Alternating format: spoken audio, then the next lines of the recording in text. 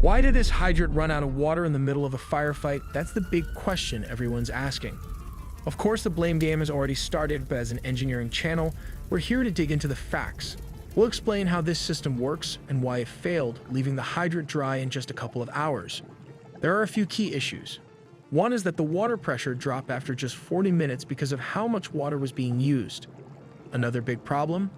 The reservoir in Pacific Palisades was empty when it was needed the most, possibly due to ongoing repairs. More details all in the video ahead. Before we discuss why the hydrant went dry, let's first understand the basic engineering of how it works. Although fire hydrants may appear simple on the surface, their functionality depends on a complex system hidden below ground. The structure begins with a concrete support base, which provides stability for the joint restraining gland. This gland secures the connection between the hydrant and its branch pipe, ensuring durability and resistance to pressure.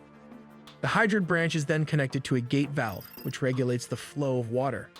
This valve is enclosed by a valve box capped with a lid for accessibility. At the core of the system is the main supply line, which links the hydrant to a water tank or reservoir. These wet hydrants rely entirely on the main water supply and are interconnected with hundreds of other hydrants throughout the network. During a fire, multiple hydrants may draw from the same water supply simultaneously. While this interconnected design ensures wide coverage, it also means that high demand can overwhelm the system, leading to reduced pressure or even a complete loss of water flow. Understanding this engineering highlights the importance of maintaining robust water supply systems to support effective firefighting operations. The water system faced unprecedented pressure, experiencing 4 times its normal demand during the California fire. In just a 40-minute period, emergency services called for 40 strike teams of engines, equating to approximately 200 fire engines. To put this into perspective, these 200 engines were simultaneously connected to fire hydrants, all attempting to draw water from the same system at the same time. However, the water pipes are only designed to accommodate a limited flow.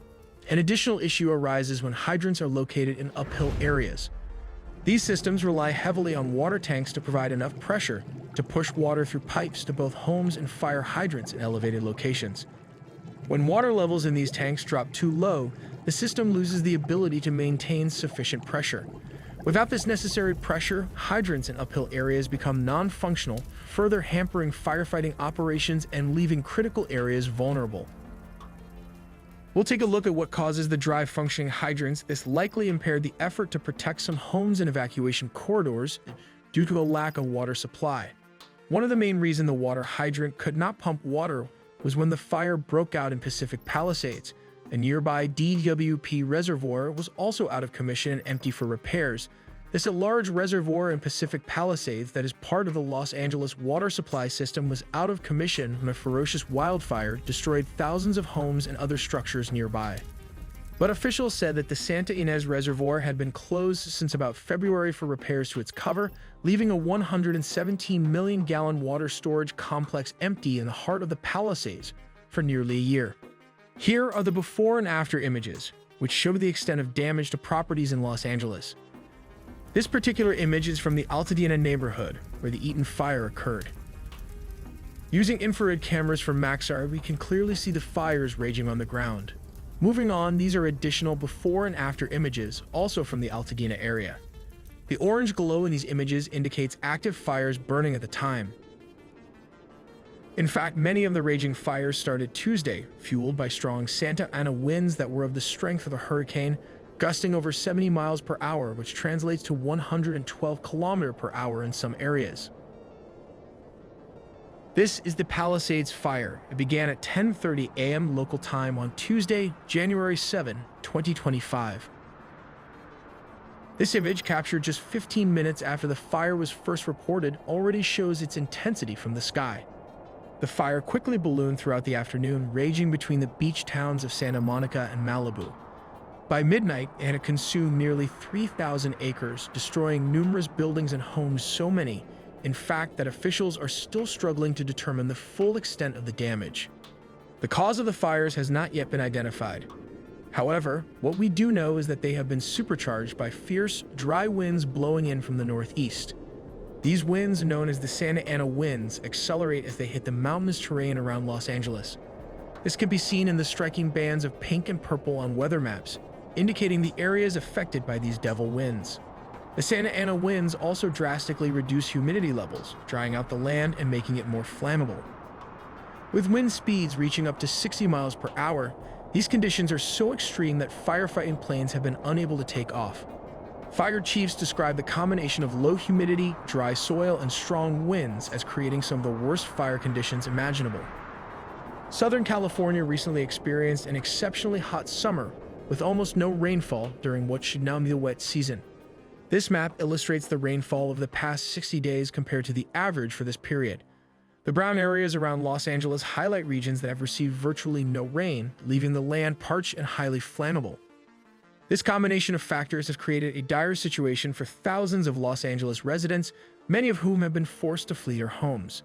These homes, often belonging to the rich and famous, have been reduced to ashes in mere hours. This is the grim reality faced by Californians as they grapple with an increasingly severe and prolonged wildfire season. 7 fires are currently being tackled in California. The Palisades fire was first reported at 10:30 a.m. 1830 Greenwich Mean Time on Tuesday, January 7th. Within just 20 minutes, it grew from a 20-acre blaze to more than 200 acres. By Wednesday night, the fire had expanded to approximately 16,000 acres. At least 30,000 people have been ordered to evacuate their homes. The Eaton fire rapidly grew to cover 1,000 acres within the first 6 hours after breaking out. It started in Altadena in the hills above Pasadena at around 6:30 p.m. local time on Tuesday. By Wednesday night, the fire had spread to over 10,000 acres and 5 fatalities had been reported. The Hearst fire began burning just north of San Fernando at around 10:10 p.m. local time on Tuesday. It quickly grew to 850 acres, according to local officials, and has triggered evacuation orders in neighboring Santa Clarita. The Woodley fire broke out in Woodley Park at approximately 6:15 a.m. local time on Wednesday. According to the Los Angeles Fire Department, it has now been fully contained. The Olivas fire erupted in Ventura County, northwest of Los Angeles, and burned across about 11 acres. It has also been fully contained. The Lilia fire ignited around 2:00 p.m. on Wednesday in the mountainous Acton area north of Los Angeles. It grew to cover nearly 350 acres, and as of 9:00 p.m., had been 40% contained. The Sunset Fire broke out at approximately 6:00 p.m. in the Hollywood Hills, a residential neighborhood overlooking the historic Hollywood area. It currently spans about 50 acres and is 0% contained. A mandatory evacuation order remains in place. But there were also significant funding issues that may have hampered the firefighting efforts. A potentially leaked letter from L.A. Fire Chief Kristen Crowley, dated December 17, 2024, warned Mayor Karen Bass about the repercussions of recent budget cuts. According to the letter, a $17 million reduction in the department's budget had severely limited the department's capacity to prepare for, train for, and respond to large-scale emergencies, including wildfires. This warning highlights the critical role that sufficient funding plays in maintaining readiness for natural disasters and other emergencies. The letter raises important questions about the impact of financial decisions on public safety, especially in a state like California, which is prone to wildfires.